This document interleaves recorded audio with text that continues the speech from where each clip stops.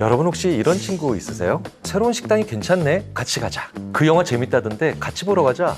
여기까지는 괜찮죠. 그런데 문제는 그 이후예요. 너 그 영화 나랑 보기로 했잖아. 누구랑 본 거야? 너 다른 사람이랑 주말에 어디 갔다더라? 좋았어? 왜 나랑은 안 가? 100번 양보해서 사귀는 사이라면 이해할 수도 있죠. 그런데 그저 친구일 뿐인데 이렇게 나온다면요. 나에게 집착하고 나의 시간을 모두 소유하고 싶어하는 그 친구. 도대체 왜 그럴까? 지금부터 그 알 수 없는 타인의 심리를 읽어드리겠습니다. 매번 나랑 모든 걸 같이 하고 싶어하고 내 모든 걸 알고 싶어하는 친구. 도대체 왜 그런 걸까요? 먼저 생각해봐야 하는 건 그 사람은 내가 정말 좋아서 그렇게 행동하는 것일 수도 있다는 점입니다. 좋아하는 사람이랑은 뭐든 같은 경험, 혹은 같은 심정을 공유하고 싶잖아요. 그런데 그걸 표출하는 방법 혹은 표현하는 방법이 서툴러서 과하게 행동하는 경우도 있다는 거죠. 관심 있다는 것과 집착은 차이가 뭐라고 생각하세요? 그건 그걸 받는 상대방, 즉 나의 느낌입니다. 내가 불편하다고요?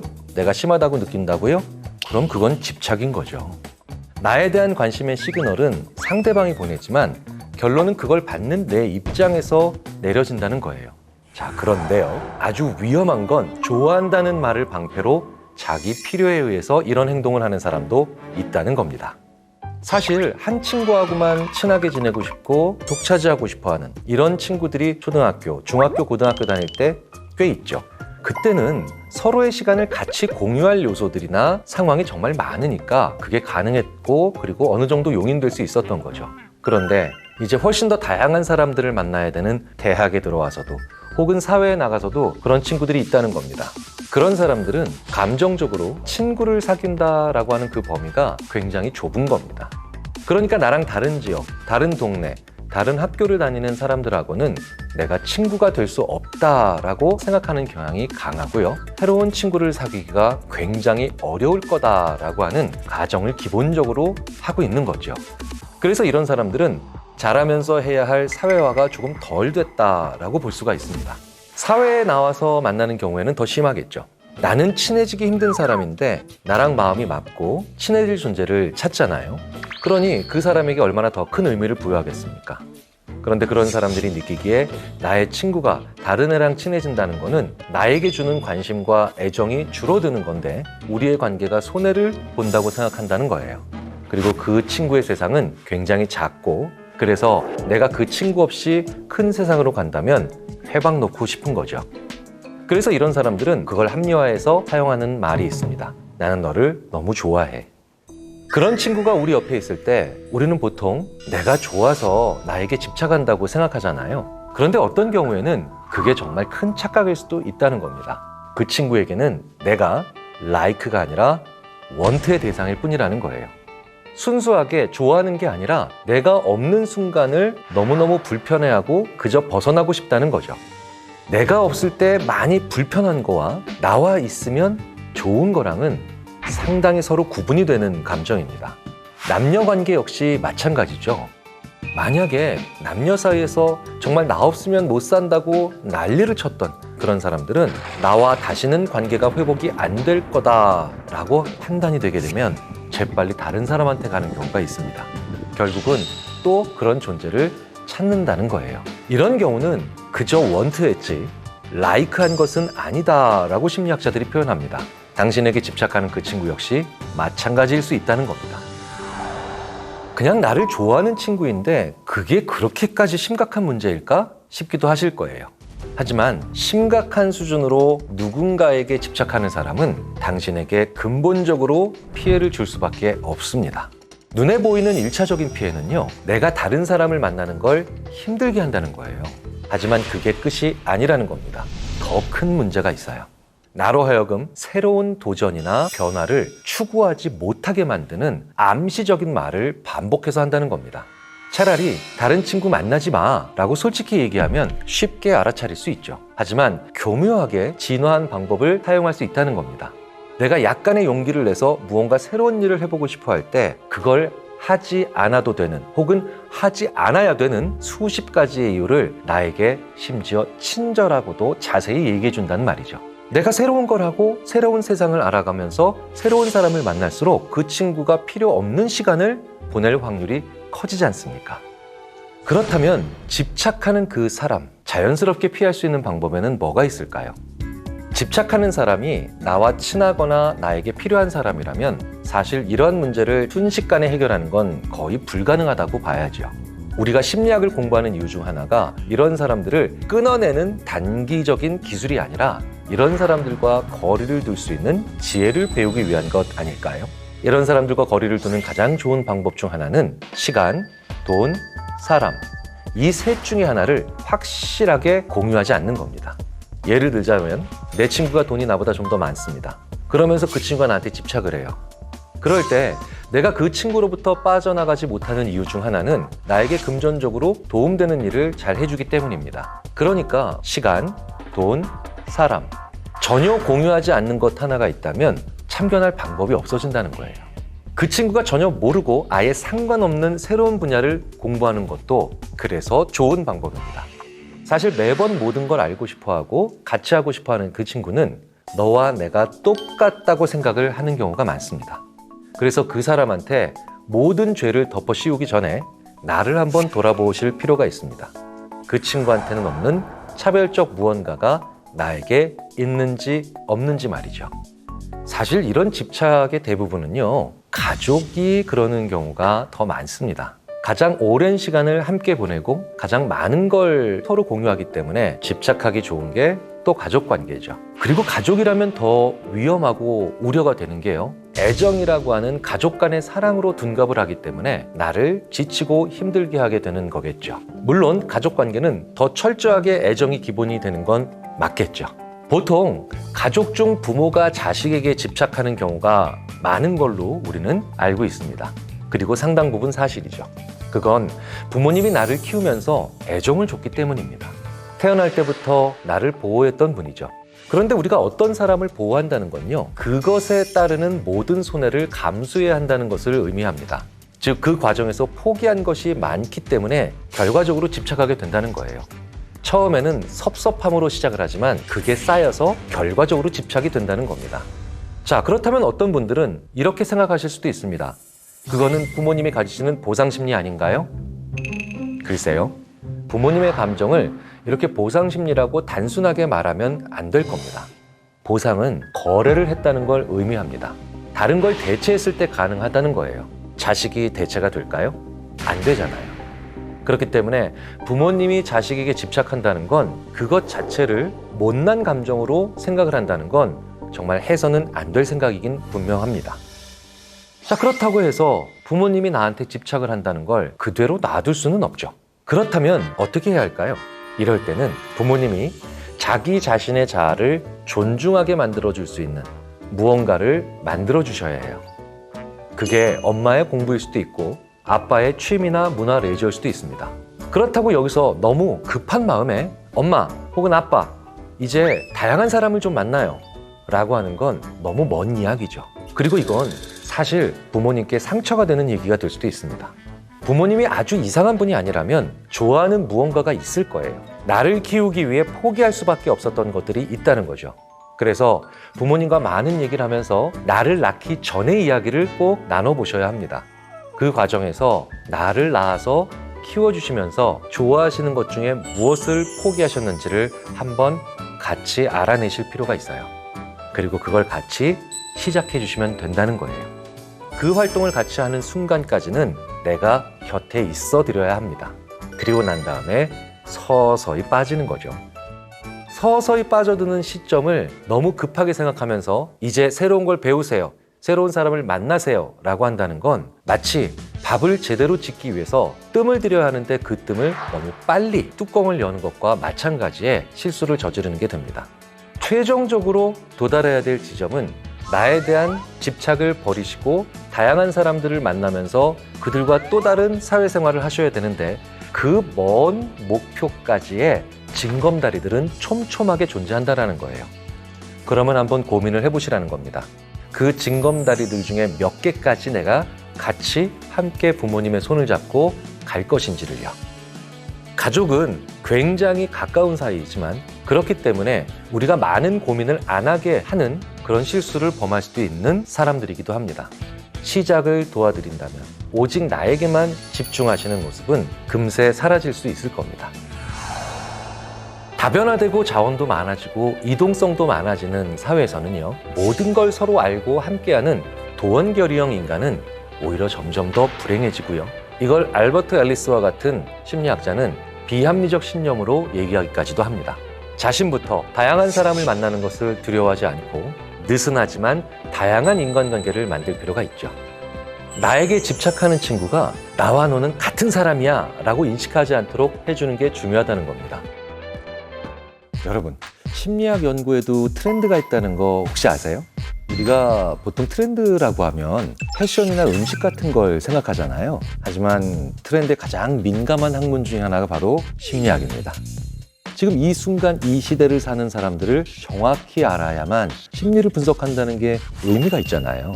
그렇기 때문에 심리를 연구하는 이유, 바로 사람을 제대로 알기 위해서고, 제대로 알려면 시대의 변화 속에서 달라지는 것들까지 정확히 파악해야 한다는 거죠. 그렇다면 지금의 심리학 연구 트렌드는 뭘까요? 60년대나 70년대로 되돌아가 보면 심리학 연구에 남녀 차이에 관한 것들이 굉장히 많았습니다. 사실 너무 달라 보이기도 하고요. 그런데 이후 글로벌한 교류가 많아지는 80년대 그리고 90년대에는 서로 다른 문화권에 대한 연구를 참 많이 했죠. 그런데 또 한편으로는 재밌는 건 이렇게 연구를 많이 하다 보니까 남녀든 혹은 다른 문화권에서 살고 있는 사람들이든 그 내부에서도 차이가 엄청 크다는 거예요. 그래서 심리학은 이후 개인과 개인의 차이를 연구하기 시작합니다. 그리고 또 이런 결론을 내리죠. 개인과 개인보다 더 중요한 건 한 개인의 심리가 어떻게 그때그때마다 달라지느냐죠. 이렇게 한 개인이 어떤 상황에 처했을 때 어떤 결정을 하는지 개인 내부의 심리를 연구하는 흐름들로 또 이어진 겁니다. 그래서 이제부턴 심리학의 최전방에 있는 한 개인의 심리를 이야기 드려보려고 합니다. 나도 잘 모르는 내 마음, 많이 궁금하셨죠? 논문, 설문조사, 통계자료 등 최신 자료들을 통해서 지금 이 순간 2022년 대한민국에서 살아가고 있는 우리들의 심리, 한 분 한 분의 심리를 정확하게 한번 읽어드리겠습니다. 안녕하세요. 인지심리학자 김경일입니다. 요즘 누군가 새로운 사람을 만나면 꼭 물어보는 게 있더라고요. 저한테도 이걸 물어보시는 분들이 정말 많았습니다. 바로 MBTI.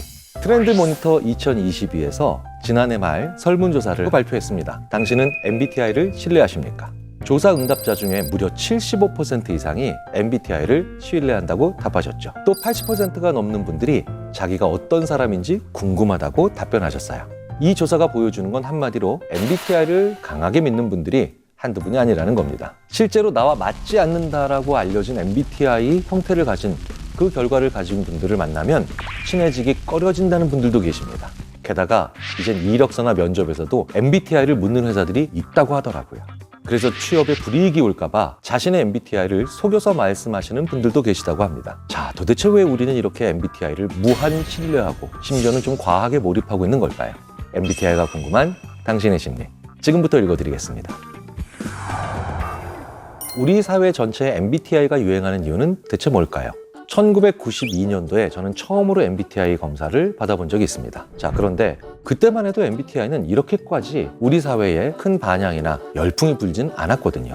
몇 명의 관련 분야 혹은 관련 학과 전공 학생들이 알고 있는 정도였어요. 이렇게 최근 들어서 우리 사회에 MBTI가 크게 유행하고 있는 이유 중에 하나는 바로 MBTI 자체가 일종의 게임적 형태를 취하고 있기 때문입니다. MBTI가 게임이라고? 아니, 어디가? 자, 게임의 특징이 뭘까요? 내가 풍선을 맞췄는데요, 결과는 스코어로 나오죠. 내가 망치를 때렸는데 결과는 랭킹으로 나와요. 게임의 중요한 특징 중에 하나가 나는 어떤 행위를 했는데 그 아웃풋은 생각하지 못했던 다른 형태로 나온다는 거예요. 그리고 우리들은 이렇게 예상하지 못한 형태로 결과가 나올 때, 즉 다른 감각 양식으로 변환시켜서 혹은 변환돼서 그 결과가 나올 때 그것에 굉장히 열중합니다. 내가 열심히 해서 나에 대한 답을 했어요. 그런데 질문에 대한 결과는 알파벳의 조합으로 디스플레이 됩니다. 그리고 내 성향은 몇 %라고 퍼센테이지까지 알려주죠. 정말 게임 같은 특징이 있다는 거예요. 그에다가 우리가 MBTI에 열광하는 또 하나의 이유가 있습니다. 자아를 찾기가 점점 어려운 사회라 그래요. 우리는 점점 더 빠른 속도로 움직이고 있고 SNS 등을 통해서 엄청난 정보의 홍수 속에 살고 있잖아요. 이렇게 빠르게 흘러가는 그런 사회에서 나를 포함해서 누군가를 가장 쉽게 평가할 수 있는 방법은 그 자체로도 맞고 틀리고를 떠나서 매력적일 수 있다는 겁니다.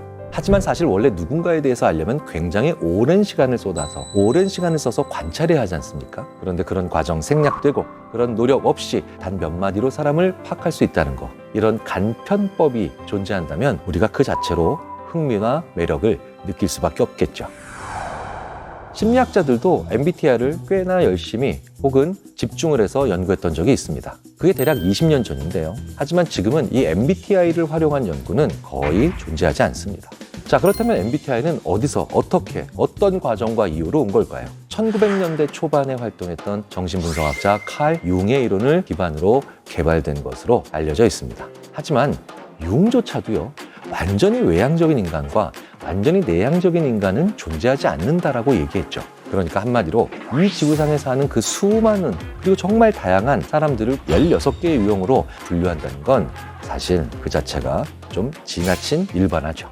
그리고 이 검사는 애초에 심리학자들이 만든 검사가 아닙니다. 이 검사가 정확하고 타당한 측정을 위해서 만들어진 검사가 아니라 홈스 클루니를 하고 있던 브릭스와 딸 마이어스가 인간의 성격에는 여러 가지 종류가 있어 이렇게 다양할 수 있다는 걸 일깨워주기 위해서 만들어진 일종의 검사 형태를 취하고 있는 게임에 가깝다라는 거예요.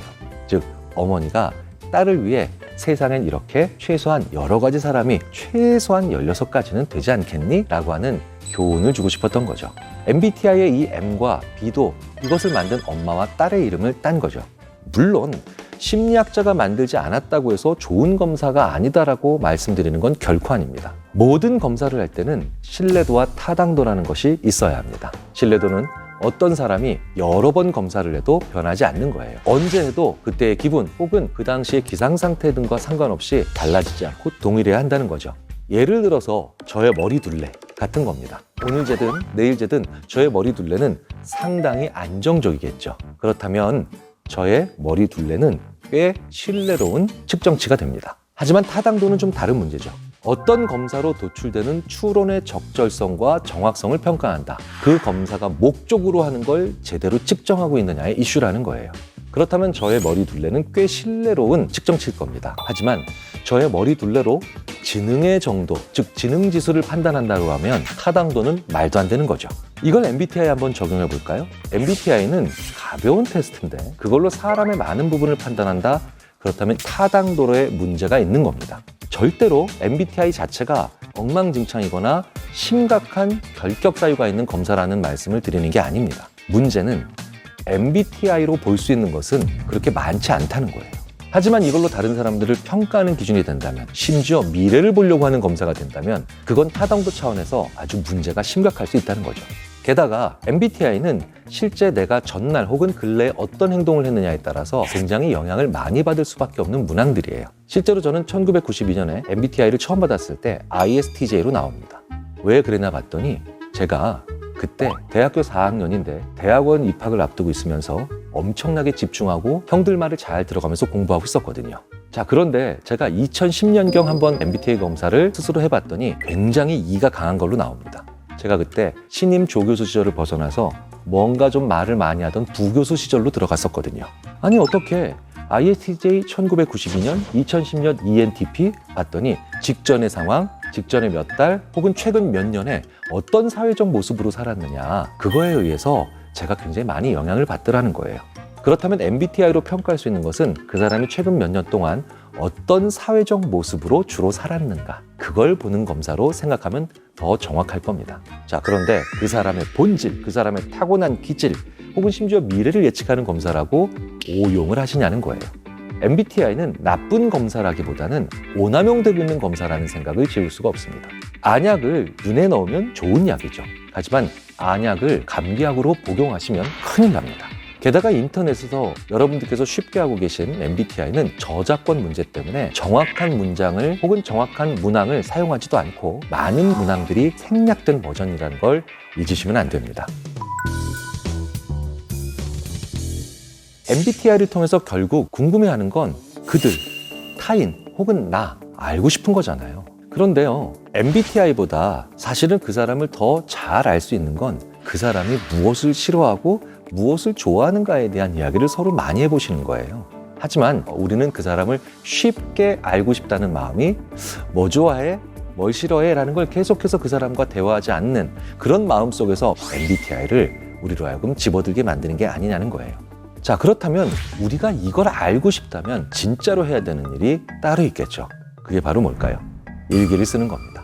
거기에 내가 어떤 사람인지 다 나와 있어요.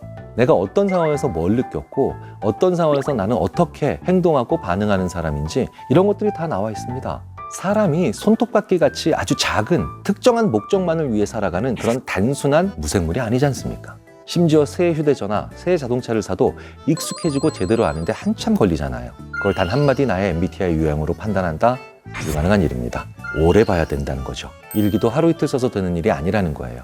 정말 몇 년, 몇십 년을 썼을 때 비로소 나라는 사람을 제대로 알게 된다는 거죠. 마치 이순신 장군께서 난중일기를 남기지 않으셨다면 우리는 이순신 장군에 대해서 조금도 알 수 없는 그런 사람이 됐던 것처럼요.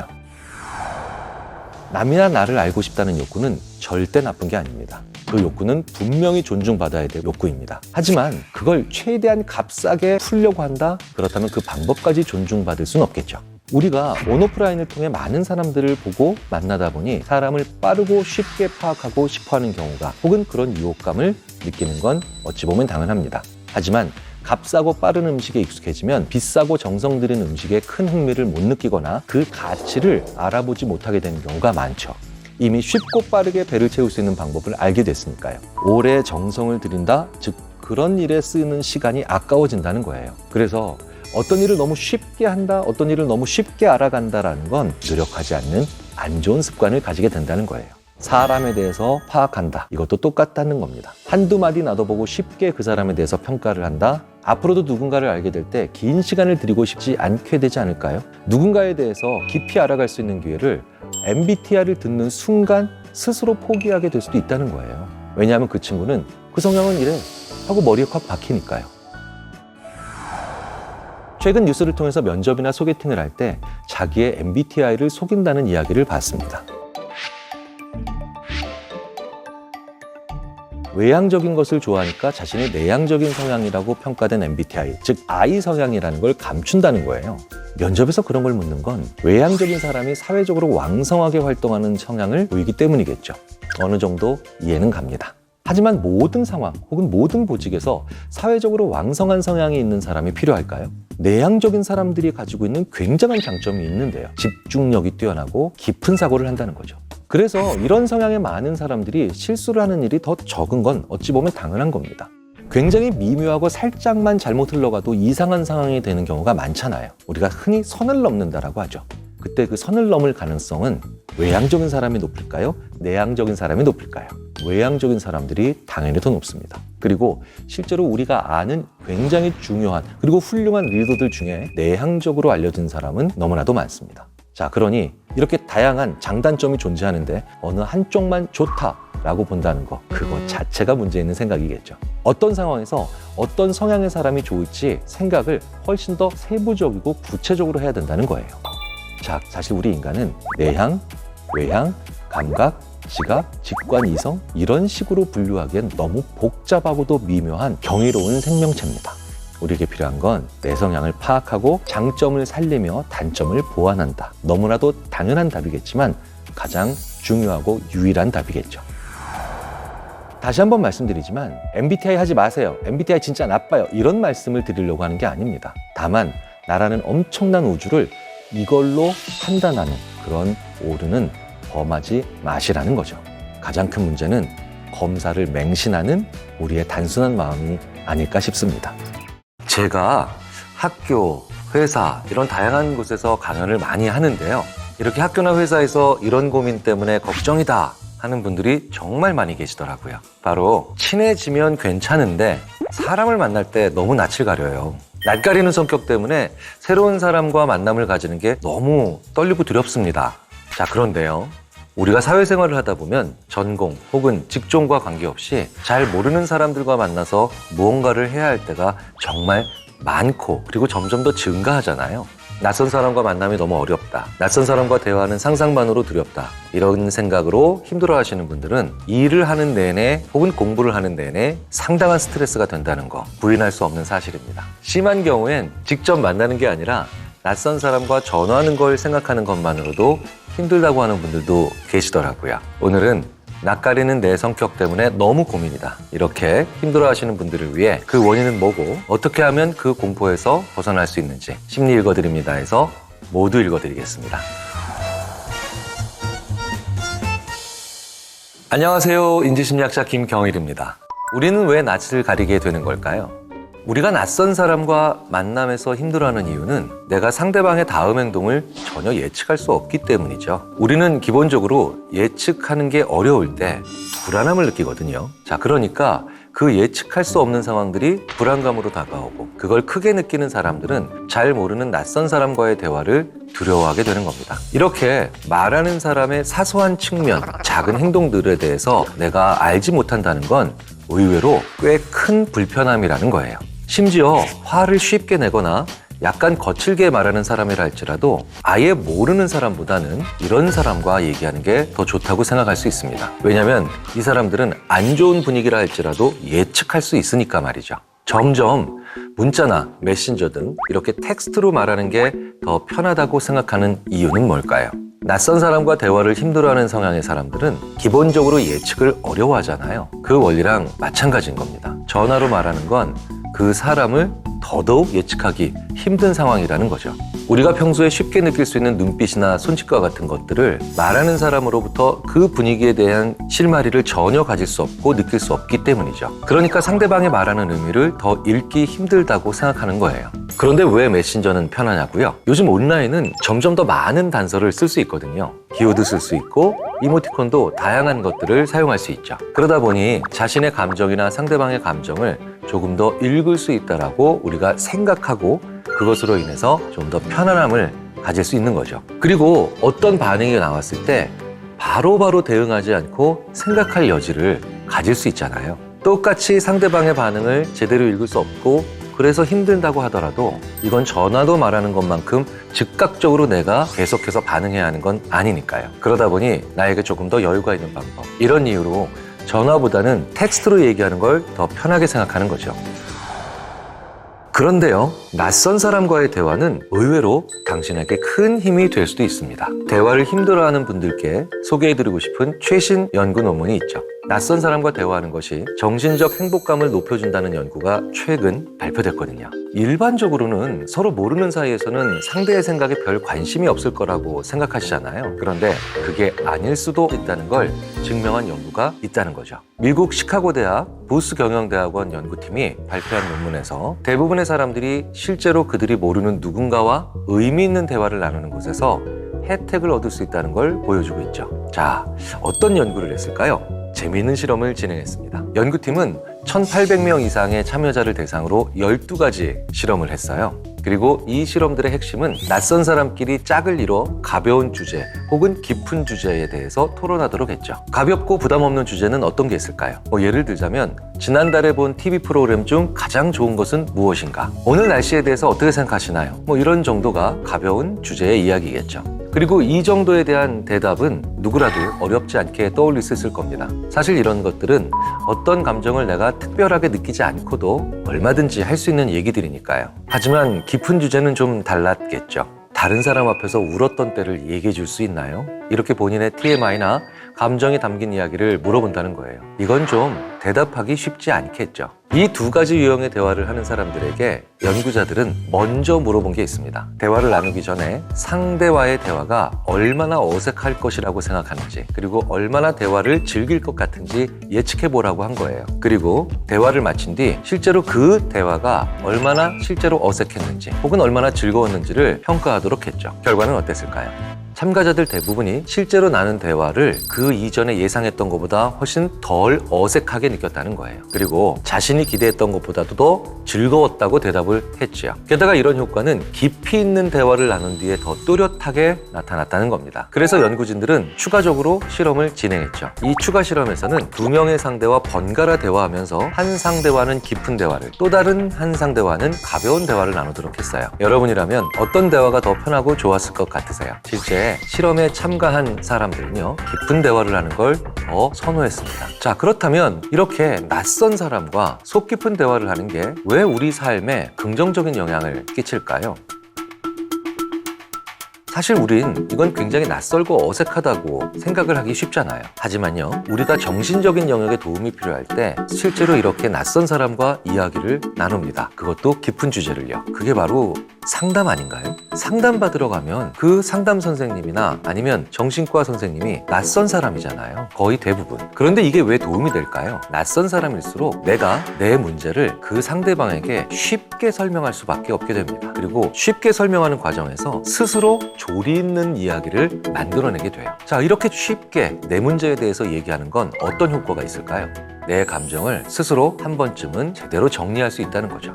나에 대해서 전혀 모르는 타인에게 나를 잘 설명하기 위해서 내 상황을 조금 더 객관적으로 보게 된다는 거예요. 심리학자들이 항상 드리는 말씀이 있습니다. 대상이 바뀌면 설명의 방식도 바뀐다. 전자계산기를 유치원생 아이들에게 설명해 준다고 생각해보죠. 그러면 이렇게 설명해야 될 겁니다. 계산기는 더하기 빼기를 쉽게 해주는 기계야 라고 할 수 있겠죠. 그런데 전자계산기를 물리학과나 전자공학과에 다니는 대학생들한테 설명한다고 하면 덧셈 뺄셈 하는 기계, 이건 좀 이상하잖아요. 내 감정도 마찬가지입니다. 친한 사람한테 말할 때는 정말 간단하고 쉽게 말할 수 있습니다. 하지만 낯선 사람에게 설명한다면 좀 더 객관화해서 설명하기도 하고, 낯선 사람이 나한테 주는 통찰이 아닌 내가 스스로 내 문제를 정의할 수 있는 그런 과정을 가지게 됩니다. 낯선 사람을 만날 때 자꾸 두렵다라고 느끼는 건 자연스러운 반응입니다. 그리고 이건 심리학자인 저에게도 조금도 예외가 아니죠. 하지만 그럼에도 불구하고 용기를 내자라고 하는 건 결정입니다. 심리학자들 사이에서 반응과 결정은 완전히 다르고요. 게다가 발생 순서도 완전히 다릅니다. 반응은 모두에게 공통적인 겁니다. 그러니까 낯선 사람을 만나는데 부담된다, 심지어 두렵다 정도의 차이는 있지만 누구에게나 나오는 반응이라는 거죠. 하지만 그럼에도 불구하고 만나서 얘기를 하자라고 하는 결정에는 다양한 개인차가 존재하겠죠. 자, 그러니까 낯선 사람을 만나기 전에 무서워, 두려워, 부담돼 이렇게 생각하는 건 자연스럽지만 그 반응에서 끝내버리면 그렇게 결과를 만들겠죠. 하지만 그 다음에 이걸 한번 이겨내서 만나자, 소통하자, 그리고 대화하자 라고 하는 건 나의 결정입니다. 그 용기를 무조건 내야 해, 안 내면 이상한 거야 라고 단정적으로 말씀드리는 건 당연히 아닙니다. 하지만 한 번이라도 그 용기를 내보셔야 앞으로 또 다른 비슷한 상황에서 용기를 내일지 말지, 혹은 그럴 필요가 있는지 없는지 다음을 결정할 수 있잖아요. 그리고 그 다음부턴 개인의 성향에 따라 다를 수 있습니다. 다만 처음에 일어난 반응이 결국 모든 것을 다 덮어버리는, 그렇게 끝을 내버리는 그런 일을 만들지 않기 위해서 내가 스스로 결정할 수 있도록 용기 한번 내보는 일을 해보시면 좋겠습니다. 업무상 낯선 사람과 만나거나 전화하는 일을 피할 수 없는데 너무 두렵거나 무서우시다고요? 낯선 사람과의 만남과 대화가 그래도 여전히 두려운 어른들을 위한 팁을 하나 드리겠습니다. 어렵다고 생각하는 업무는 언제 하는 게 좋을까요? 바로 업무를 시작하자마자 아침에. 어려운 미팅, 어려운 전화, 그 업무를 진행할 타이밍을 내가 선택할 수 있다면 되도록 오전에 끝내는 방법이 더 현명한 방법일 가능성이 높습니다. 왜냐고요? 오전은 그래도 내가 일어나서 혹은 출근해서 가장 에너지가 있는 시간이잖아요. 게다가 상대방 역시 마찬가지겠죠. 어려운 일을 내가 에너지가 있을 때 하는 게 좋다는 겁니다. 이건 너무 당연한 말입니다. 게다가 오전에 하면 좋은 점이 또 하나 있습니다. 우리는 두려운 일이나 아니면 부담되는 일을 뒤로 미루면 미룰수록 그게 더 두려워지고 부담된다는 거 많이 느끼셨을 거예요. 미루면 미룰수록 하게 되는 고통에 대한 상상이 다시금 느껴지는 고통을 2배로 만들어주는 그런 악순환이 만들어지거든요. 이로 인해서 하루를 망쳐버리는 일도 쉽게 생길 수 있게 됩니다. 꼭 해야 하는 일이라면 그걸 피하거나 미루는 건 결코 좋은 일이 아닐 겁니다. 우리가 낯선 사람과의 대화를 두려워하는 이유는 예측할 수 없기 때문이잖아요. 뒤집어 보면 그렇기 때문에 더 많은 준비를 해야 한다는 말이죠. 알 수 없는 변수까지 준비해야 하잖아요. 자, 그러니까 이렇게 생각해 보면 어떨까요? 그런 대화를 통해 내가 많이 성장할 수 있다고. 그리고 스스로 내가 낯선 사람과 대화하는 걸 힘들어하는 걸 아는데 이걸 해야만 하는 순간이 온다. 그렇다면 이럴 때 꼭 해야 하는 것이 하나 더 있습니다. 전날 푹 쉬는 거죠. 이래야만 에너지가 좀 더 많이 축적된 상태가 되잖아요. 지쳐 있으면 우리는 정말 아무것도 하고 싶어 하지 않습니다. 내가 지쳐 있을 때는 불안한 상상도 더 커집니다. 사실 우리가 지치면 심지어 아는 사람과도 대화하는 것이 쉽지 않거든요. 그런데 모르는 사람이랑 대화를 친화력이 있고 사회적 기술이 많은 사람들도 지쳐있을 땐 쉽지 않은 거죠. 그러니 충분한 에너지를, 나의 정신적 자원을 비축해놓고 준비하는 것도 분명히 필요하다는 겁니다. 여러분, 누군가와 대화를 할 때 말 붙이기가 참 힘든 사람 있지 않나요? 혹은 굳이 저 사람이랑은 말 섞기 싫다 하는 사람들도 있죠. 같은 말을 하는데도 묘하게 짜증이 묻어나고 얘기하다 보면 나한테 뭐가 화가 난 것 같기도 하고 얘기 끝에는 결국 나는 불쾌한 기분을 가지게 되는, 사실 이런 사람은 어느 단체, 어느 직장 혹은 친구 모임에도 한두 명씩 꼭 있기 마련이더라고요. 자, 그렇다면 대체 그 사람들은 왜 이렇게 날카로워져 있는 걸까요? 왜 말끝마다 신경질이 묻어나 있는 걸까요? 아무리 생각해도 이해가 안 가시죠? 그 이해 안 가는 타인의 심리, 지금부터 읽어드리겠습니다. 안녕하세요. 타인의 심리 읽어드립니다의 인지심리학자 김경일입니다. 말할 때마다 신경질 내는 사람. 사실 여러 가지 이유가 있겠지만 이런 경우는 대체적으로 어린 시절까지도 좀 거슬러 올라갈 필요가 있습니다. 어렸을 때부터 그렇게 말하면 안 된다라고 하는 언어 교정을 잘 받지 못한 분들이 많아요.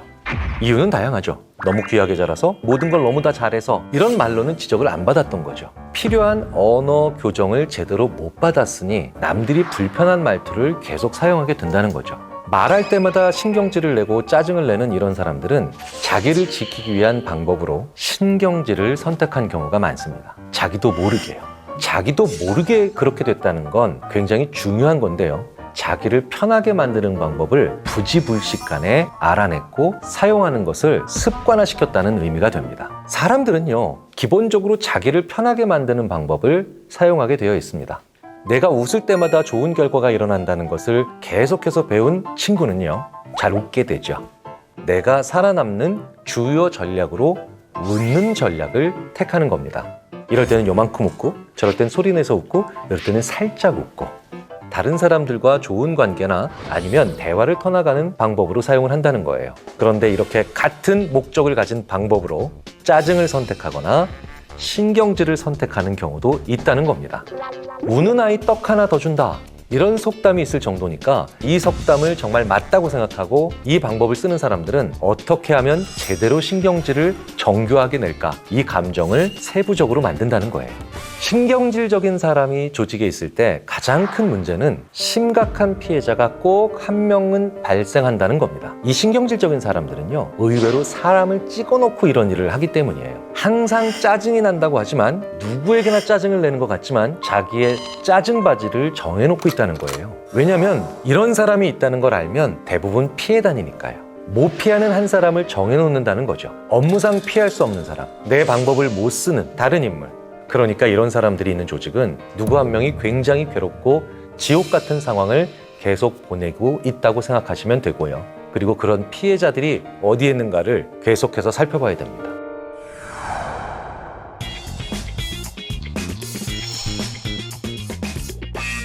신경질 내는 사람이 나와 친하지 않다면 사실 거리를 확 벌려버리면 되죠. 하지만 나와 친하고 능력적으로 필요한 사람이 이런다면 짜증을 내는 것이 궁극적으로 문제를 해결하는 방법이 결코 될 수 없다는 걸 분명히 알려줘야죠. 하지만 이건 대단한 용기가 필요하기도 합니다.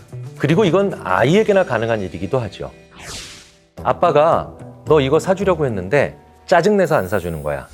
아빠가 이거 해주려고 했는데 불필요하게 화내서 안 해주는 거야. 자, 그런데 여기서 중요한 말은 뭘까요?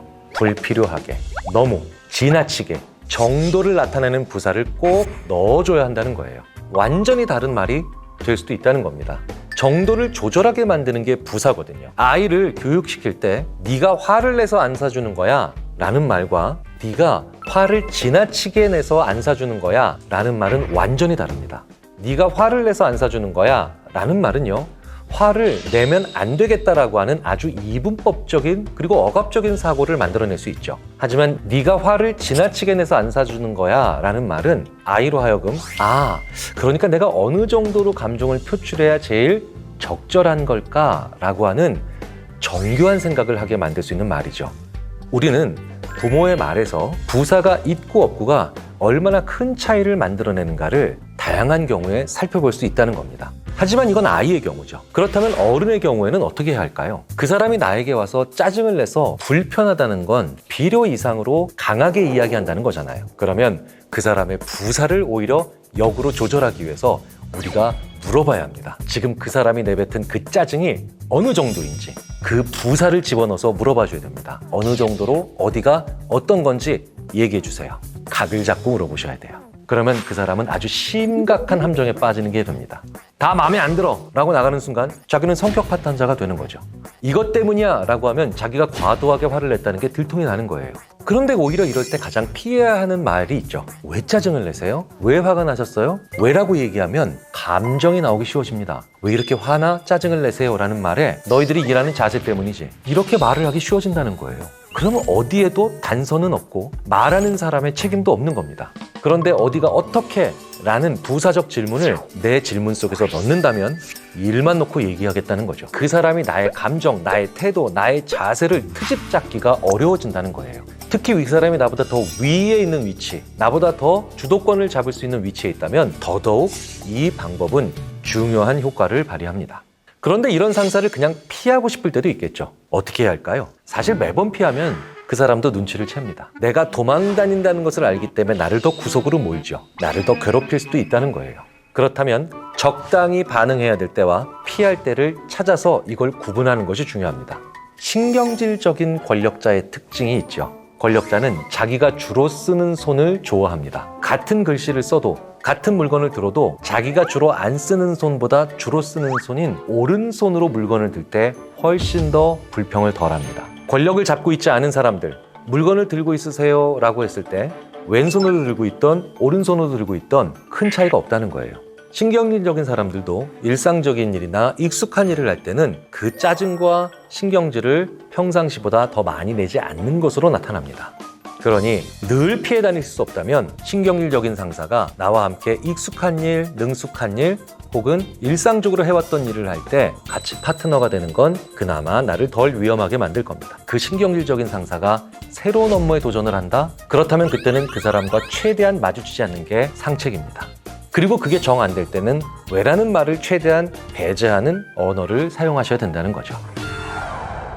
자, 그렇다면 내 친한 친구가 이럴 땐 어떻게 대처를 해야 할까요? 이렇게 신경질을 많이 내는 사람들의 특징은 부정적 화법을 자주 사용한다는 겁니다. 아니 됐고, 아니 이런 말들을 많이 쓴다는 겁니다. 아주 친한 사이라면 그 사람들이 느끼지 못하는 그 말투를 따라해보면 그 사람들도 불편해합니다. 너 왜 그래? 네 말투가 이래 라고 말해줄 수 있다는 거죠. 그런데 안 친하면 이 방법도 곤란하죠. 그럴 때는 그게 무슨 뜻이야 라고 물어보셔야 됩니다. 아니 됐고 라는 말을 상습적으로 하는 사람들은 신경질을 내는 게 아니라 부정적인 것을 얘기하는 것도 아니라 그저 리액션이라고 생각하는 경우가 많기 때문이에요. 그 아니 됐고가 무슨 뜻이야? 라고 가볍게 제동을 걸어주시는 건 나는 리액션이라고 하는데 상대방에게는 상당히 이상해 보일 수 있다는 걸 일깨워줄 필요가 있다는 겁니다.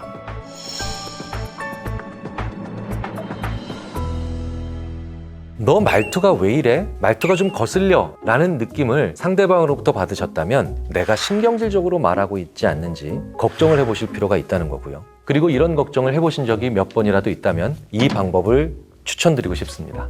내 말을 한번 녹음해서 들어보시는 거예요. 자기의 언어 습관을 상당히 객관적이고 정확하게 알 수 있게 됩니다. 굉장히 민망하시다고요? 하지만 시도는 해보셔야 됩니다. 저도 1990년대 후반에 처음으로 강의를 시작할 때 제 강의를 녹음해서 들어보고 난 다음에 3일 동안 잠이 안 왔죠. 그런데 그날 이후로 그나마 지금 약간이라도 괜찮은 말을 해볼 수 있는 게 아닐까 싶다는 겁니다. 마지막으로 꼭 강조드리고 싶은 게 있습니다. 신경질이 많은 사람이 꼭 나쁘기만 한 걸까? 부정적인 시선으로만 보실 필요는 없다는 거예요. 신경질이 많은 사람은요, 굉장히 많은 능력을 가지고 있는 사람이기 때문일 수도 있다는 겁니다. 신경질 내는 걸 늘 문제 해결 방법으로 쓰는 꼬이고 문제가 많은 사람들이 분명히 있는 반면 또 하나의 사람들이 있다는 거죠. Highly sensitive people이라고 영어에서는 표현합니다. 매우 예민한 사람들이라는 거예요. 일자 샌드라고 하는 작가가 쓴 sensitive라고 하는 책이 있습니다. 그리고 이 책을 들여다보면 정말 예민한 사람들은 우리가 못 보는 걸 보기 때문에 더 부정적인 측면에 대한 이야기를 많이 할 수밖에 없다는 거예요. 그리고 이런 사람들의 또 다른 특징 하나가 바로 굉장히 기대 수준이 높을 수밖에 없다는 겁니다. 특히 전문적인 일을 해야만 하는 직업, 심지어는 예술적 분야, 아주 정밀함을 요하는 일에 그런 사람들이 많잖아요. 이런 사람들과 공존할 수 있는 방법에는 뭐가 있을까요? 가장 중요한 건 속도를 맞춰주는 게 필요합니다. 너무 많은 걸 보고 많은 걸 느끼니 나처럼 빨리 지나칠 수가 없다는 겁니다. 그 사람들은 느려질 수밖에 없는 사람들이라는 거예요. 모든 것에 신경질 내는 것 같지만 사실은 자기 기준보다 빨리 끝났을 때 대부분 신경질을 내는 경우가 많습니다. 가만히 있어봐. 아직 아니잖아. 이런 말들이요. 그저 발목 붙잡고 트집 잡는 것 같지만 그 사람들에게는 정말로 아직 안 끝난 거예요. 너 왜 이렇게 느려? 라고 하면서 우리가 재촉하게 되면 2차적으로 더 신경질 내게 되어 있습니다. 그렇다면 이런 사람들을 존중하고 만족시키는 방법이 두 가지가 있겠죠. 내가 더 권위자이거나 내가 더 선배 혹은 상사라고 한다면 여기까지가 딱 괜찮아 라고 단호하게 얘기해 주는 겁니다. 반대로 내가 그 매우 예민한 사람보다 부하이거나 팔로우라면 부장님 정말 이 일은 한 3시간은 해야 되는 일이었군요. 그 결과를 만들어내기 위해서는 이 3시간만큼의 시간이 정말 필요하다고 느끼고 있었기 때문에 굉장히 예민하기에 재능이 있는 사람들은 이런 말에 감동받습니다. 신경질과 짜증을 그저 문제 해결 방법으로 쓰는 사람들은 피하거나 관리하면 됩니다. 하지만 나보다 더 많은 걸 볼 수 있어서 혹은 더 많은 걸 느낄 수밖에 없어서 예민한 사람들은 그 사람들이 가지고 있는 재능으로부터 나오는 부정적인 언행일 수 있다는 거예요. 나와 함께 공존해야 되는 사람들입니다. 내가 쓴 시간을 존중해주고 나에게 속도를 맞춰주는 정말 나를 배려함과 동시에 존중할 수 있게 되는 거죠. 몇 달 전 싸이월드가 복원되면서 그 시절 사진첩 일기장을 다시 보면서 추억을 즐기는 게 최근 유행이 됐죠. 그게 지금은 흑역사로 느껴지는 그런 경우도 분명히 있지만요. 자, 이렇게 많은 분들이 옛날 사진들을 다시 다른 SNS에 게시하면서 과거의 나의 모습을 그리워하더라고요. 실제로 우리는 친구랑 만나서 과거를 얘기할 때 즐겁죠.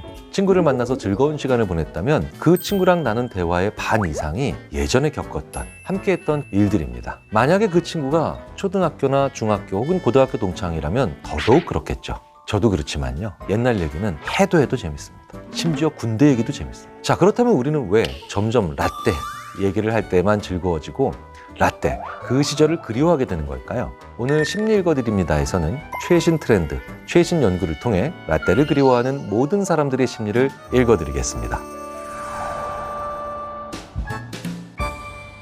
안녕하세요. 인지심리학자 김경일입니다. 코로나 팬데믹 이후에 정말 많은 변화가 일어났고 또 그 변화 중 여러 가지가 새롭게 정착되고 있습니다. 그 중에서 주목받는 키워드 중 하나가 바로 뉴트로. 이젠 그리 생소하지도 않은 이 용어는 복고를 새롭게 재해석해 즐기는 트렌드를 뜻하는 신조어죠. 그런데 이제는 너무 많이 쓰다 보니까 이걸 신조어라고 하는 것도 약간 어색합니다. 다양한 기업들이 수많은 뉴트로 상품을 내놓고 실제로 뉴트로를 원하는 고객들이 그 상품을 엄청나게 소비하고 있죠. 요즘 같은 위기의 시절에 복고가 더 사랑받는 이유는 뭘까요? 단순한 우연한 결과일까요? 결론부터 말하자면 분명히 그건 아니죠. 위기 시절 복고가 사랑받는 건 심리학적으로도 상당한 근거가 있는 그런 현상입니다. 왜냐하면 복고의 핵심에는 추억이 있고요. 비록 추억은 과거의 것이지만 미래의 에너지도 만든다는 연구들이 상당수 존재하기 때문입니다. 즉 우리는 옛 기억을 떠올리면서 미래에 힘을 낸다는 거예요. 라떼는 말이야 라고 하는 것들이 스스로에게는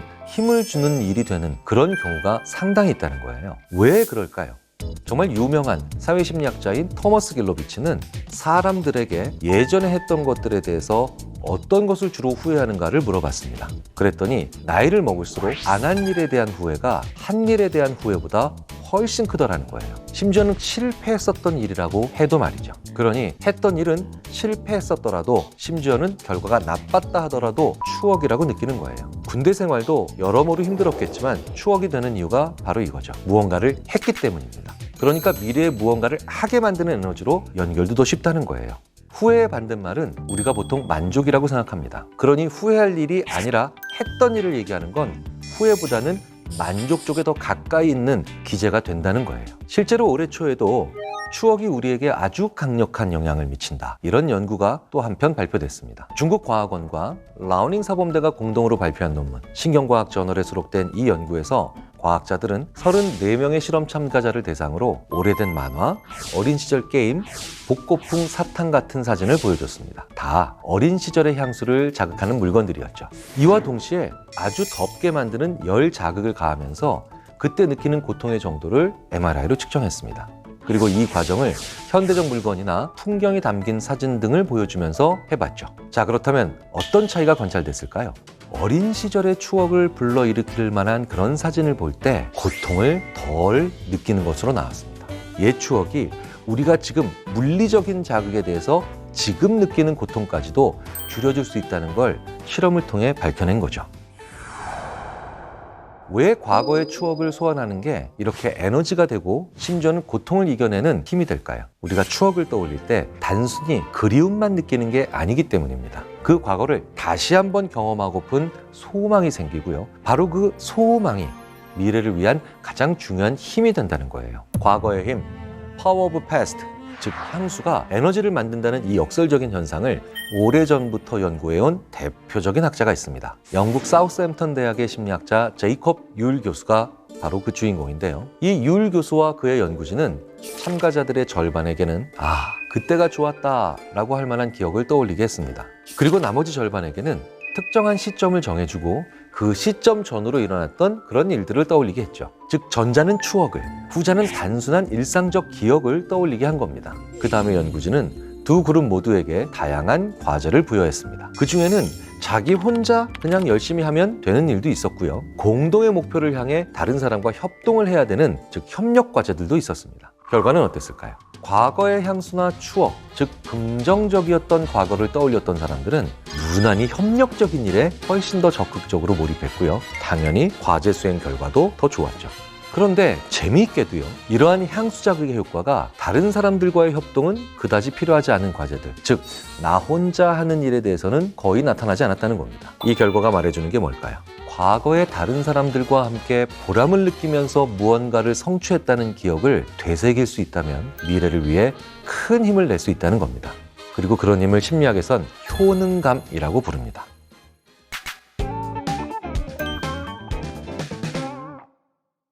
응답하라 시리즈의 최대 소비자 중 하나가 바로 지금의 10대, 20대. 그 시대를 전혀 경험해보지 못한 세대입니다. 정말 재밌는 현상이죠. 저도 초등학교, 중학교 다니는 제 두 딸과 함께 응팔을 그렇게 열심히 볼 줄은 전혀 예상을 못했습니다. 그 시대를 전혀 경험해보지 못한 세대가 이걸 왜 좋아할까요? 자크 라캉이 얘기했죠. 인간은 타자의 욕망을 욕망하기도 한다. 따라서 우리는 타자의 회고도 회고할 수 있다는 거예요. 즉 나의 선배, 심지어는 부모 세대의 기억도 얼마든지 소환해서 소비할 수 있는 게 인간의 아주 독특한 측면 중에 하나라는 겁니다. 나의 선배 세대가 그때 즐거웠어? 그렇다면 대체 뭐가 즐거웠을까? 그리고 왜 즐거웠을까? 하면서 그 즐거움을 찾아간다는 거죠. 이건 거울 뉴런, 즉 모방 뉴런을 가진 인간이기 때문에 가능한 행위이기도 합니다. 모방은 정말 효율적이면서도 절묘한 기제죠. 선배 세대가 느꼈던 즐거움을 한 방에 배우는 겁니다. 아무리 추억이 좋다 하더라도 후배들 앞에서 라떼 이런 선배가 안 되려면 어떻게 해야 할까요?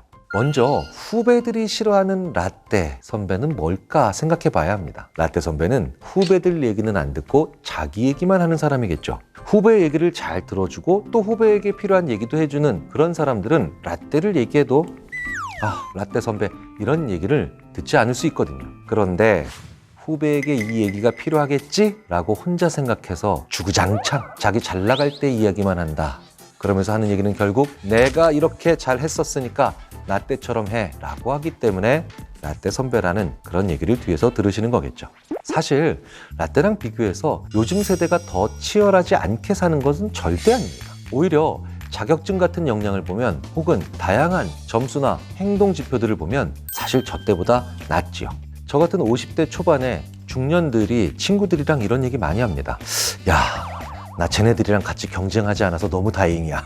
이런 얘기도 하거든요. 그렇다면 어떤 차이가 있는 걸까요? 다른 점은 선배들에겐 과거로부터 쌓은 노하우가 분명히 있다는 겁니다. 그리고 그 노하우로 더 잘 협력했다는 거죠. 그걸 전해주고 싶잖아요. 그러면 후배들한테 얘기할 때 인정할 건 인정하고 시작해야 됩니다. 야, 니들은 진짜 대단해. 나는 네 나이 때 너만큼 못했어. 이건 정말 확실히 느낀 거다 내가. 그러면서 나의 얘기가 아니라 우리 조직이 협력해서 우리가 성공한 얘기를 해주는 게 좋습니다. 무조건적으로 이렇게 해가 아니라 이런 길도 있다는 걸 알려주시라는 거죠. 협력한 다른 사람이나 상황은 다 빼놓고 오직 나만 얘기하니까 다른 효과가 있는 말들도 다 듣기 싫어지는 거예요. 내가 아니라 우리가 이렇게 협동을 잘했던 걸 내세워서 얘기하면 굉장히 겸손해 보이면서도 후배가 들을 때도 선배가 라떼 얘기하고 있구나 라고 느끼지 않을 가능성이 훨씬 높다는 거죠. 우리는 어떤 선배한테 제일 많이 배울까요? 몰랐던 걸 솔직히 말하는 선배입니다. 야, 지금 우리나라가 이렇게 될 줄 난 그때 몰랐지. 나는 이 순간이 이렇게 될지 전혀 상상을 못했어. 저 역시 자기가 예측하지 못했다라는 사실을, 자기는 이런 상황이 될지는 혹은 이런 미래가 올지를 사실 과거에는 정말 몰랐다라고 하는 솔직함을 보여주는 선배와 함께 오히려 더 미래를 같이 상상해보고 싶은 느낌을 가집니다. 자, 이제 선배가 되신다고요? 조금 더 나보다 후배들과 같이 일하신다고요? 그러면 나는 예측하지 못했다. 난 정말 상상조차 못했다. 내가 몰랐었다라고 하는 얘기를 흔쾌히 해주셔야 됩니다. 그럼 이런 선배를 보면서 후배 세대는 미래에는 더 많은 변화가 있을 거라고 함께 생각할 수 있다는 거죠. 그래서 우리는 내 그럴 줄 알았어 라고 하는 선배들을 그리도 싫어하나 봅니다. 제가 최근에 많은 선배 세대들에게 드리는 말씀이 있습니다. 우리보다 후배 세대들은 어떤 차이가 있을까? 그러면 대부분 이렇게 얘기하십니다. 우리보다 후배들은 고생을 많이 안 해봤어. 그러면 전 그 말에 꽤 동의합니다. 그런데 우리보다 고민은 더 많은 세대죠. 저는 제가 태어났을 때 집에 TV가 들어온 날을 기억합니다. 냉장고가 들어온 날도 기억하고요. 그리고 세탁기가 들어온 날도 기억합니다. 그리고 저희 집에 처음 온수가 나온 날조차도 기억합니다. 그러니까 분명히 제 딸들은 저보다 그런 고생을 덜 합니다. 자, 그런데 저보다 훨씬 더 많은 고민을 제 딸들은 하고 있죠. 왜일까요? 저희 시대까지만 하더라도 어느 길로 가는지는 꽤 보였던 것 같아요. 그게 바로 개발도상국의 이점이기도 하죠. 얼마 전부터 이제 우리나라는 선진국으로 분류된다고 합니다. 선진국이 되었다는 건 무슨 뜻일까요? 자기 앞에 있는 길이 이제 규정되어 있지 않다는 뜻이죠. 우리의 후배 세대들, 지금의 후배 세대들이 가지고 있는 가장 큰 고민은 어떻게 가야 되는가를 스스로 정의 내려야 되는 첫 번째 세대가 됐기 때문이라는 겁니다. 자, 그렇다면 나보다 고생은 덜 했지만 나보다 고민은 훨씬 더 많은 나의 후배에게 이렇게 얘기해 줘야 되지 않을까요? 너희들이 고민이 많을 거야. 그렇다면 고생을 더 많이 해본 선배 세대들에게 이런 느낌도 가질 수 있겠죠. 그래, 우리 선배들은 고민해볼 기회도 없이 고생을 많이 강요받은 시대겠다. 우리보다 더 고민이 많은 세대, 우리보다 더 고생을 많이 한 선배 세대라고 하는 그런 존중감을 서로가 가지고 있다면 아마 그 조직, 그 모임 혹은 그 사회는 가장 이상적으로 배우고 가르쳐주며 그리고 서로 시너지 효과를 많이 만들어낼 수 있지 않을까 생각이 됩니다. 우리는 살면서 많은 스트레스를 경험하지요. 하지만 그 중에서 가장 큰 스트레스 부동의 1위는 인간관계죠. 그러다 보니까 이런 말씀하시는 분들이 정말 주위에 많이 계시더라고요. 교수님, 저는 저랑 똑같은 친구를 만나고 싶습니다. 저랑 생각이 완전 닮은 사람만 만나면 피곤할 일 없겠죠? 과연 정말 그럴까요? 이미 내 주변을 둘러보면 나랑 너무 닮은 유형의 친구들이 많지 않나요? 흔히 끼리끼리 논다고 하죠. 이미 저를 비롯한 많은 분들이 사실 끼리끼리 놀고 있잖아요. 그리고 내 주변에 나랑 비슷한 그런 사람들만 있을 때 오히려 위험할 수 있다는 점 알고 계신가요? 우리가 끼리끼리 놀면 위험한 이유, 정말 많이 다른 유형의 사람들도 만나야 하는 이유, 오늘 심리 읽어드립니다에서 공개해드리겠습니다.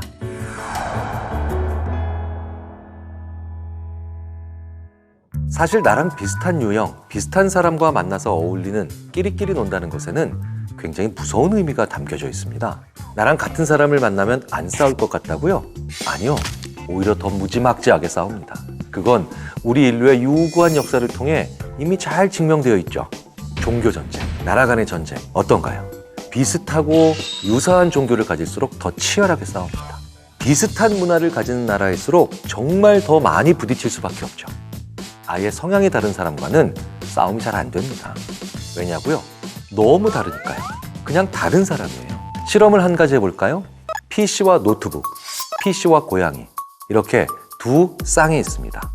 PC와 노트북은 서로 더 많이 비슷해 보입니다. 상대적으로 PC와 고양이는 서로 굉장히 달라 보이죠.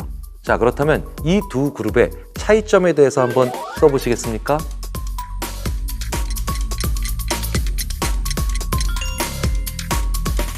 어떤 그룹에 대해서 더 많이 쓸 수 있을 것 같으신가요? 실제로 제가 수업 시간에 학생들에게 이렇게 과제를 내봅니다. 이런 과제를 내보면 PC와 노트북의 차이점을 훨씬 더 학생들은 많이 써서 냅니다. 스크린 사이즈가 다르고 키보드 배열이 다르고 배터리가 있고 없고 엄청 많이 쌓여요. 그런데 PC와 고양이 사이의 차이점을 써봐라. 이러면 쓸 게 없습니다. 이렇게 PC와 노트북이 서로 더 비슷한데 차이점도 훨씬 더 많이 쓴다는 거예요. 왜냐? 비슷하니까 상대 비교해서 차이점도 더 많이 느낄 수 있다는 거예요. 하지만 PC랑 고양이는 너무 다르니까 오히려 비교조차 되지 않는 겁니다. 그러니까 우리는 오히려 비슷한 사람보다 다른 사람을 만났을 때 더 싸울 일이 적다는 겁니다. 그래서 자질구레한 갈등들이 많지 않기 때문에 오히려 더 편안하게 지낼 수도 있다는 겁니다. 최근에 실제로 나와는 다른 다양한 사람을 만나는 게 아주 중요하다는 걸 보여주는 그런 조사가 있죠. 지난해 10월에 발표된 한국 리서치 조사에 따르면 다양한 인간관계는 개인의 주관적 행복에도 긍정적 영향을 주는 것으로 확인되고 있습니다. 도대체 왜 그럴까요? 먼저 조사 방법은 이랬습니다. 정치 성향이 진보 혹은 보수인 사람, 성소수자, 페미니스트, 장애인, 채식주의자, 그리고 종교가 다른 사람 등 가치나 정체성이 다양한 7가지 사람의 유형을 제시하고 해당하는 친구가 있다는 응답이 6개 이상인 경우에 사람들에게 물었습니다. 행복하십니까? 가치와 정체성이 다양한 사람들과 인간관계를 맺고 있는 사람들 중에서는 75%가 나는 행복하다고 답을 했습니다. 또 73%가 내 삶에 대해 만족한다라고 답을 했죠. 그런데 응답이 2개 이하인 응답자의 행복도는 68%, 그리고 삶의 만족도는 심지어 59%에 그쳤습니다. 이 조사를 통해 우리가 알 수 있는 건 다양한 유형의 사람들과 관계를 맺는 사람의 행복도와 만족도가 더 높다는 겁니다. 여러분, IQ 너무나도 잘 알고 계시죠? EQ도 들어보신 적 있으실 거예요. 수학이나 논리 문제를 잘 푸는 능력과 관련 있는 이 IQ와 연관성이 높은 측면을 유동성 지능이라고 하죠. 상대방의 감정을 잘 이해하는 감성 지능을 우리는 일반적으로 EQ라고 합니다. 그런데 최근 심리학자들 사이에서 주목받는 또 다른 요소가 있다는 겁니다. 바로 문화 지능. 문화 지능이란 다른 문화에서 온 사람들 간의 차이에도 흥미를 보이고 이를 잘 수용하고 인정하는 능력을 말합니다. 일반적으로 사람들은 타인이 자기에게 잘 적응하기를 원하죠. 그러니까 그냥 나랑 비슷한 사람을 찾고 싶은 거잖아요. 그런데 나와 타인과의 차이점을 인정하고 상호작용할 수 있는 능력은 요즘같이 큰 사회, 이동성과 변화가 많은 사회에서는 엄청나게 중요한 역량이 됩니다. 문화지능이 높은 사람들은 문화적으로 다른 사람들끼리 모여있는 상황에서 상대방과 잘 해보려는 이른바 협동 능력이 뛰어나거든요. 그러니까 이 문화지능이 높은 사람들은 현대사회에서 요구하는 역량 자체가 뛰어나다는 겁니다. 당연히 요즘 시대에 성공할 가능성이 높아진다는 결론으로 이어지겠죠.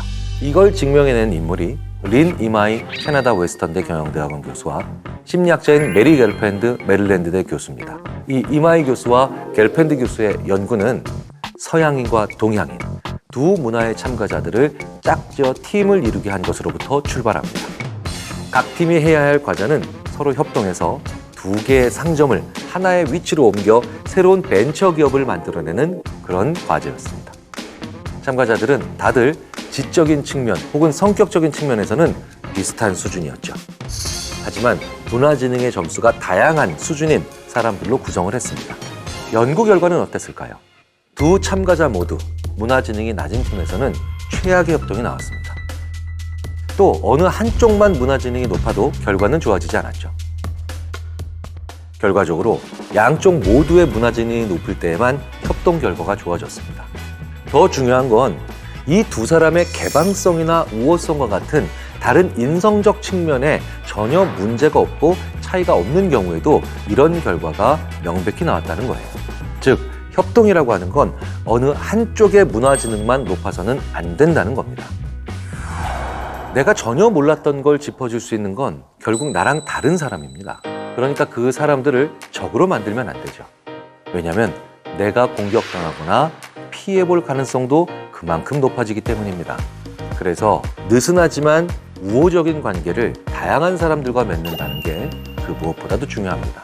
나랑 다르니까 안 맞아 라고 생각하면서 그저 배척하시지만 말고 나랑 다르니까 필요해, 억지로 친하게 지내야 되겠다라는 생각도 말고 적절히 느슨하게 적이 되지 않을 정도로 교류하는 건 매우 현명한 자세라는 겁니다.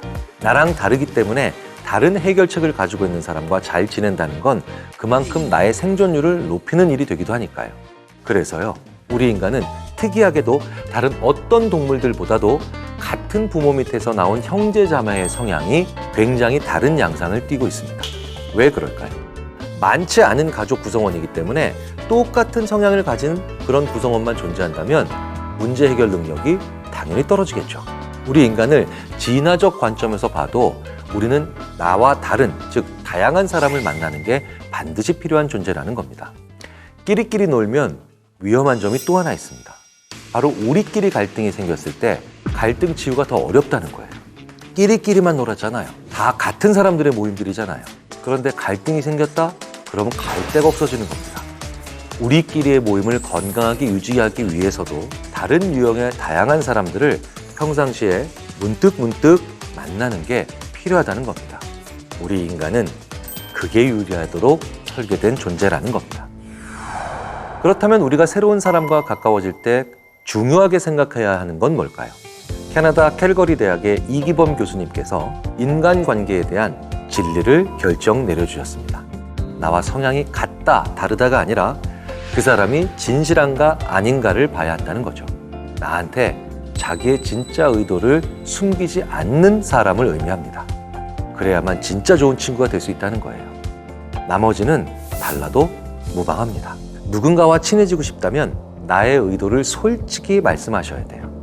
그리고 나이가 들수록 그걸 솔직히 얘기하면서도 주책스럽지 않게 말할 수 있는 그런 사회적 품위가 필요하죠. 바로 그 점이 우리가 나이 들어가면서 가져야 할 최고의 사회적 능력이자 가장 중요한 능력이 아닐까 생각합니다. 여러분, 친구나 직장 동료 혹은 가족들과 함께 있을 때 이런 기분 느껴본 적 있지 않으세요? 묘하게 기분 나쁜. 뭔지 모르겠지만 다 같이 대화를 하고 있는데 나만 기분이 나빠지는 것 같은 겁니다. 그렇다고 사람들 앞에서 화를 내기는 좀 어색하고 이상한 상황이죠. 바로 은근히 나를 무시하는 사람과 대화를 할 때 자주 느껴지는 감정입니다. 이 옷 어디 신상했잖아. 아, 근데 경일 씨는 옷 브랜드 같은 거 관심 없지? 옆팀 김대리가 주식으로 몇천 벌었더라고요. 아, 경일 씨는 주식 안 해서 이런 얘기 재미없지? 이건 제가 하는 게 나을 것 같아요. 경일 씨는 이런 건 잘 모르시더라고요. 대놓고 무시하면 화라도 낼 텐데 이렇게 은근히 나만 무시하니까 나 혼자 속이 상할 대로 상하는 겁니다. 도대체 왜 나만 콕 찍어서 무시하는 걸까요? 콕은 내가 아니더라도 우리 중에 누군가 한 사람만 꼭 정해놓고 무시하는 그런 사람들이 있습니다. 왜 그 사람은 타겟을 정해놓고 무시하는 건가요? 무시하는 사람의 심리를 지금부터 읽어드리겠습니다. 안녕하세요. 타인의 심리 읽어드립니다의 인지심리학자 김경일입니다. 어떤 사람과 만나서 이야기를 나눌 때 이 사람은 왜 도대체 나만 무시하는 거지? 라는 생각이 듭니다.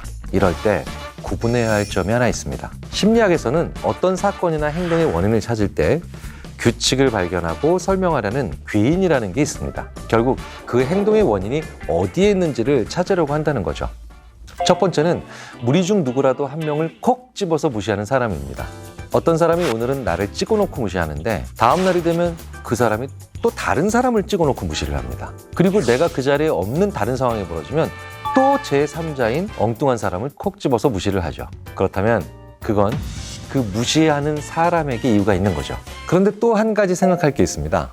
어떤 상황에서도 나만 무시하는 사람이 있습니다. 돌아버립니다. 밥을 먹을 때도, 놀러 가서도 그렇고, 심지어 공부할 때도 그렇고요. 유난히 나만 무시한다는 거예요. 그렇다면 그건 나한테도 이유가 있을 가능성이 높죠. 그 이유가 나의 잘못 때문일 수도 있겠지만 나의 잘남 때문일 수도 있고요. 혹은 나의 어쩔 수 없이 타고난 위치 때문일 수도 있습니다. 또 때론 그 사람과 나의 독특한, 특수한 관계 때문일 수도 있겠죠. 물론 나한테 책임이 있다는 말은 아닙니다. 세 번째 경우도 있습니다. 나를 무시하는 그 사람이 특정한 상황에서만 나를 무시한다는 거예요. 그건 그 상대방에게 이 상황이 굉장히 중요한 순간일 수 있기 때문입니다. 이 세 경우는 각각 대처해야 하는 법도 다릅니다. 먼저 어떤 상황이 와도 누군가를 무시하는 경우입니다. 그건 그 사람한테 문제가 존재하고요. 그것도 심각한 문제가 존재하는 겁니다. 그렇다면 그 문제는 뭘까요? 어떤 상황이 있어도 한 사람을 콕 집어넣고 그 사람을 유독 무시하는 그런 전략을 사용한다는 건 굉장히 많은 경우 자기가 돋보이려고 하는 욕구가 강하기 때문입니다. 그래서 이렇게 대놓고 무시하는 사람은 주변에 자기보다 모자라 보이는 사람 혹은 못나 보이는 사람을 두면서 늘 자신이 돋보이고 어떤 상황에서도 자기가 많은 주도권을 가졌으면 하는 욕망이 있는 사람들이죠. 그 주도권을 갖는 방식이 자기 말에 권위나 힘을 약하게 만들 수 있는 사람을 계속해서 무시하는 방향으로 갈 수 있다는 거예요. 그런데 왜 그 방법으로서 굳이 딱 한 사람만 찍어놓고 무시할까요? 5사람이 모였는데 3사람을 무시하면 그 사람들끼리 결탁하잖아요. 여러 사람을 무시할 경우에는 자기가 주도권을 오히려 뺏기는 상황이 쉽게 올 수 있습니다. 만약에 특정 상황에서 유독 나를 무시하는 상대방, 친구들끼리 같이 테니스를 치러 갔는데 유난히 그 테니스장에서만 나를 무시한다.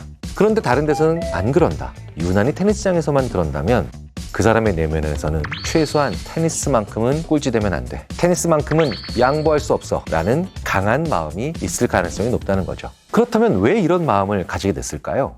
굉장히 안 좋았거나 부끄럽거나 심지어는 속상했던 기억이 있을 가능성이 크죠. 가장 가능성이 높은 경우는 친구들끼리라면 그 상황이 안 좋아하는데 자꾸 같이 하자고 하기 때문에 그랬을 가능성도 있습니다. 예전에 짜증이나 화를 내므로써 문제를 해결하려고 하는 사람들에 대해서 말씀드렸던 것과 같은 겁니다. 남을 무시하는 방법으로 이 상황을 해결할 수 있다는 그릇된 신념이 생긴 거죠. 상황도 아니고 사람도 아니고 누군가 무조건 나만 딱 정조준해서 무시한다면 무시한다는 것의 핵심은 나를 아무것도 못하게 만들어버리고 기회를 안 준다는 것이 되겠죠. 친구 관계의 경우를 살펴보면 이 친구한테 내가 그 사람을 불리하게 만들거나 주인공이 되는데 방해가 될 만한 사람이라는 예상을 자꾸 하게끔 만들었을 가능성이 큽니다. 사실은 나를 계속해서 무시하는 그 친구가 주변에 알리고 싶지 않은 그 친구만의 비밀을 나만 알고 있을 때 이런 일이 벌어지기 쉽다는 겁니다. 그러면 그 친구는 그 이야기를 아무한테도 하지 말아달라고 부탁해야 하는 것이 맞죠. 하지만 부탁하기도 싫고 부탁하더라도 불안해할 수 있는 경우가 있지 않습니까? 그럴 때 그 친구가 취할 수 있는 전략 중에 하나가 나를 무시하고 계속해서 나에게 발언권을 주지 않는 거죠. 나만 무시한다. 그렇다면 그 사람은 일정 부분 나를 자기의 불안 요소로 보고 있을 가능성이 큽니다. 직장 생활을 하시는 분들이 저에게 이런 질문을 많이 하십니다. 같이 일하는 상사나 직장 동료가 나만 무시한다라는 생각이 들면 솔직하게 말하고 따지는 게 좋을까요? 이럴 때 제일 중요한 건 솔직히는 말하되 따지지는 않아야 한다는 겁니다. 그래서 왜 저를 무시하세요? 왜 나만 무시하는 거지? 이런 말들은 최악입니다. 그럼 상대방은 나 안 그랬는데? 너 왜 그렇게 생각해? 라는 말로 얼마든지 도망가 버릴 수 있기 때문이죠. 이럴 때는 우리가 기능적 언어가 아닌 소통적 언어를 사용해야 합니다. 기능적 언어와 소통적 언어는 무엇이 다를까요? 의사 선생님이 불치병에 걸린 환자에게 이 병은 유전입니다. 이렇게 말씀하시는 상황은 기능적 언어를 사용하시는 것에 해당합니다. 굉장히 속상하고요. 그리고 어쩌면 부모님을 원망할 수도 있겠죠. 그런데 같은 상황에서 이 병 때문에 부모님도 많이 힘드셨겠어요. 라고 말하는 건 굉장히 좋은 소통적 언어입니다. 결국 개념적으로는 유전이라는 말을 하고 있지만 이렇게 소통적 언어를 구사하시는 의사 선생님들의 말을 들으면 내 부모를 원망하는 게 아니라 이 병 때문에 내 부모님도 내가 힘든 건 못지않게 많이 힘드셨겠다 라는 공감의 마음이 먼저 든다는 거죠. 자, 이렇게 기능적 언어와 소통적 언어의 차이를 알아봤으니 이걸 한번 응용해 볼까요? 팀장님이 저를 무시하셔서 제가 많이 힘듭니다 보다는 제 얘기를 끝까지 안 들어주시는 것 같아서 속상합니다. 이렇게 얘기한다는 거죠. 그렇다면 그 얘기를 들은 사람은 정말 일부러 그러는 게 아니라면 나 안 그랬는데가 아니라 혹시 내가 그런 오해를 불러일으킬 수 있는 상황을 만들었나 생각해 보게 된다는 거예요. 일정 부분 일부러 했다고 해도 힘들어하는 사람을 보면 혹은 속상하다라는 얘기를 듣게 되면 어지간한 사람이 아닌 이상 자신의 행동을 반성하게 되거나 혹 그렇지 않더라도 최소한 되돌아는 본다는 겁니다. 또 하나 더 좋은 대화법은 소통적 언어를 쓰면서 좋았던 점을 하나 더 덧붙여 준다는 거죠. 제 말을 끊지는 않으시는데 발언권의 기회는 많이 주지 않으시는 것 같아서 속상합니다. 그렇다면 그 사람이 좀 더 명확하게 이해할 수 있겠죠. 만약 누군가가 오히려 나에게 왜 너는 나만 무시해? 라는 이야기를 한다면 그 상황에서 나는 안 그랬어, 나 아닌데 라고 얘기하는 건 아무런 도움이 안 되겠죠. 그럴 때는 내가 그 사람의 말을 정말 많이 잘랐는지 아니면 내가 말 중간중간에 그 사람에게 발언의 기회를 조금도 주지 않았는지 왜 그렇게 느꼈는지 아주 구체적인 상황을 이야기해 달라고 말씀하셔야 됩니다. 그렇지 않으면 그 사람이 왜 그렇게 느꼈는지에 대한 각기 다른 여러 가지 원인들을 구체적으로 알아낼 수 없기 때문이죠. 아주 구체적으로 정확히 알려주면 내가 고칠게, 그렇게 해야만 관계를 개선시킬 수 있다는 거죠. 그런데 여기서 또 하나 생각해야 할 점이 있습니다. 내가 실제로 그 사람을 무시한 것이 맞다면 그럴 때는 마찬가지로 나는 너의 이런 행동이 싫어 라고 아주 솔직하게 이야기하셔야 됩니다. 그것도 아주 구체적으로 솔직하게요. 제대로 알고 고치지 않으면 서로 감정이 쌓일 뿐이라는 거죠. 그리고 이게 쌓이기 시작하면 싸우는 것보다도 더 안 좋은 결과가 일어나는데 차라리 싸우면 상대방도 알고 나도 알고 심지어 남들도 압니다. 그런데 서로 말 안 하면 아무도 모른 채 계속해서 그 문제를 가지고 가는 거죠. 실제로 모든 병은 말기로 가면 다 안 좋죠. 우리가 유난히 무서워하는 질병들의 공통점이 뭐냐면 초기 발견이 힘들어서 말기에나 발견된다는 점입니다.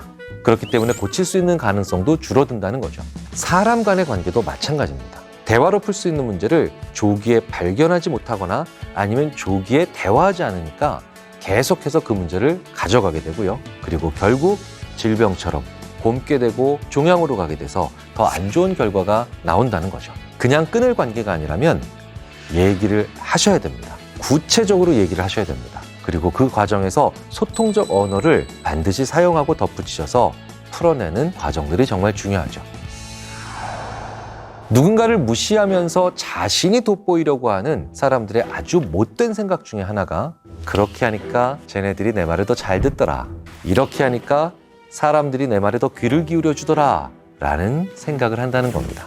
자, 그런데 왜 그런 생각을 이 사람들은 해오고 있을까요? 바로 그 잘못된 행동을 주변에 있는 사람들이 지적하지 않았기 때문입니다. 그리고 그 사람이 모임에 계속 참여할 수도 있게 허락해줬기 때문이죠. 어떤 사람이 모임에서 무시당하고 있다면 그건 나를 비롯한 함께하고 있는 다른 사람들에게도 일정 부분 책임의 지분이 있습니다. 우리는 암묵적으로 그 사람의 불편함이나 고통을 못 본 채 하고 있는 셈이 된다는 거죠. 그러니 누군가 불편한 상황이며 무시당하고 있다 혹은 무시되고 있다는 걸 느끼신다면 단호하게 지적하시는 게 좋습니다. 그 상황이 해결이 안 되고 계속해서 그 못된 행동을 하는 사람을 우리가 놔두고 방임한다면 그 다음 타겟은 이제 내가 될 수도 있거든요.